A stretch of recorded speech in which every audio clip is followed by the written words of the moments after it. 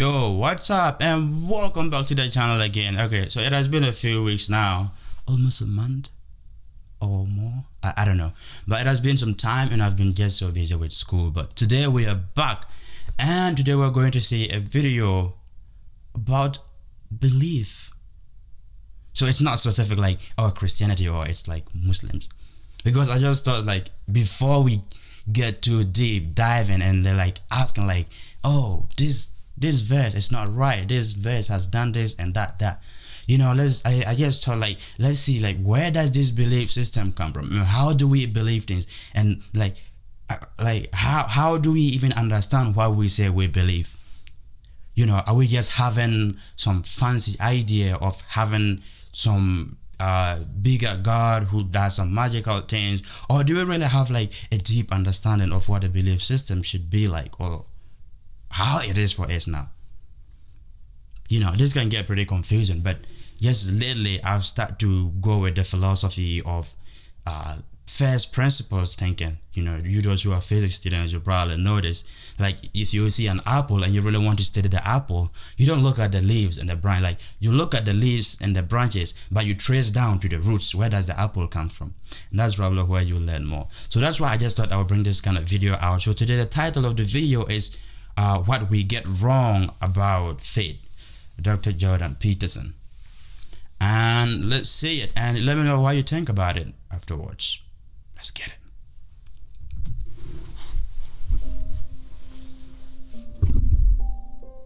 It seems to me that the way that you fortify your faith in being and in life, in your own existence, isn't to try to convince yourself of the existence of a transcendent power that you could believe in the same way that you believe in a set of empirical facts. I don't think that's the right approach. I think it's a weak approach, actually. I don't think that's the right cognitive technology for that set of problems. You know, that's more technology that you'd use if you were trying to solve a scientific problem. It's more something that needs to be embedded in action rather than in stateable belief. And the way that you fortify your faith in life is to assume the best, something like that, and then to act courageously in relationship to that. That's tantamount to expressing your faith in the highest possible good. It's tantamount to expressing your faith in God. And it's not a matter of stating, well, I believe in the existence of a transcendent deity, because in some sense, who cares what you believe? I mean, you might and all that, but that's not the issue. That's not the issue. The issue, it seems to me, is how you act. And I was thinking about this intensely when I was thinking about Nietzsche and Dostoevsky, because of course you know that Nietzsche was the philosopher who announced the death of God, right? And who was a great critic of Christianity, a vicious critic of institutional Christianity, in the best sense, you know. And he announced the death of God, and he said that we'd never find enough water to wash away the blood. It wasn't a triumphant proclamation, even though it's often read that way. Nietzsche's conclusion from the death of God, the fact that our ethical systems were going to collapse when the foundation was pulled out from underneath them, he believed that human beings would have to find their own values, to create their own values. And there's a problem with that, because it doesn't seem, this is something Carl Jung was very thorough in investigating, it doesn't really look like people are capable of creating their own values, because you're not really capable of molding yourself just any old way you want to be. Like, you have a nature that you have to contend with. And so it isn't a matter of creating our own values, because we don't have that capacity. It might be a matter of rediscovering those values, which is what Jung was attempting to do.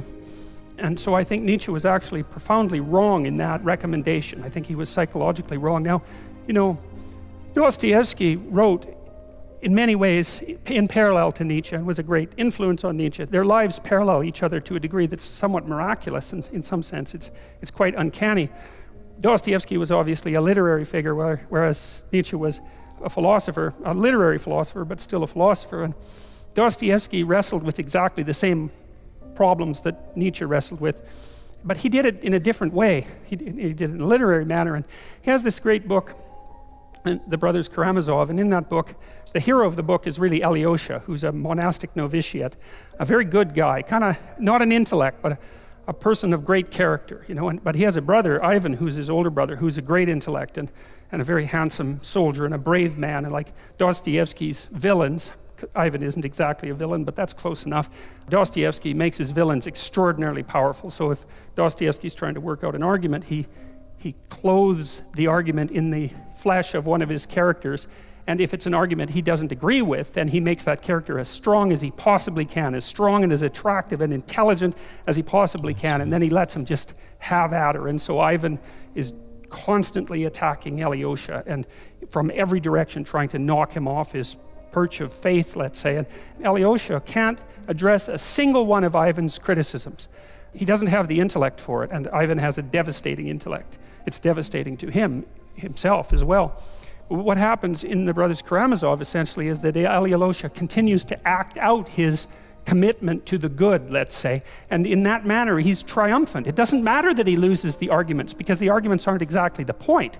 The arguments in some sense are a side issue, because the issue is, and this is the existential issue, the issue is not what you believe as if it's a set of facts, but how you conduct yourself in the world.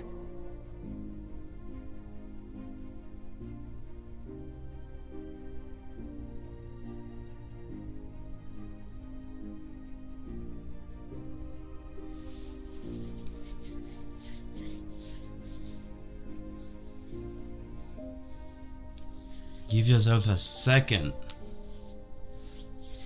and let this sink in, and let me know what you think. Like, what would you say about this guy's idea on beliefs? And if you didn't know, he's a clinical psychologist, I think still at the University of Toronto, possibly. He was there, but I'm not sure where he is now. But he's a clinical psychologist and well known. But what would you say on his idea on the way we believe, or we taking things like it's a set of empirical facts? He said that we just have to follow, or we just having that mind, or we are just taught to believe that we have a transcendent deity that we just go by. Like what are the grounds behind all that?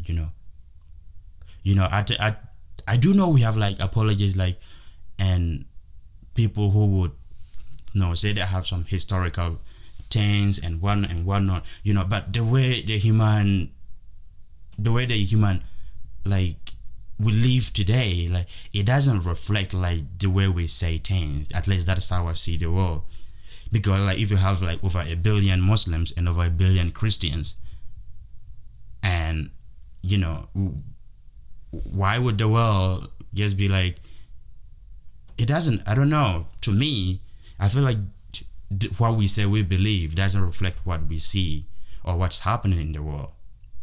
But at least that's just my beliefs and my thoughts on it. So what do you think about it? Like, do you think there's supposed to be a different way in which we teach, or they teach religion to people, or is there just something wrong with the whole system of belief? And something really important that Jordan pointed out about Dostoevsky in his book of those brothers, I've always had this idea just for the past, I've had it for the past few months to a year of thinking that like, if I believe in something, well, in order for me to even have more grounds on it and get myself to even believe it more and have more confidence in what I believe, I want to test my ideas against somebody who completely think what I think is absolute rubbish. So try that way for yourself. I think that's a really great idea. It might get you lost in some sense, for some of you might say, but everybody with their opinion. So like, think about that. Do you think that's a good strategy? You trying to say, okay, I don't agree with this guy. He think what I believe in is absolute rubbish and has no grounds. So how do I prove to that person that what I believe is real, something that person should come along with me? Let me know what you think in the comments below. And yeah, I thought that was a really fantastic video and a great one. And if you watch it up to this part, you probably like the video, so hit the like button and subscribe for more. Alright, see you next time.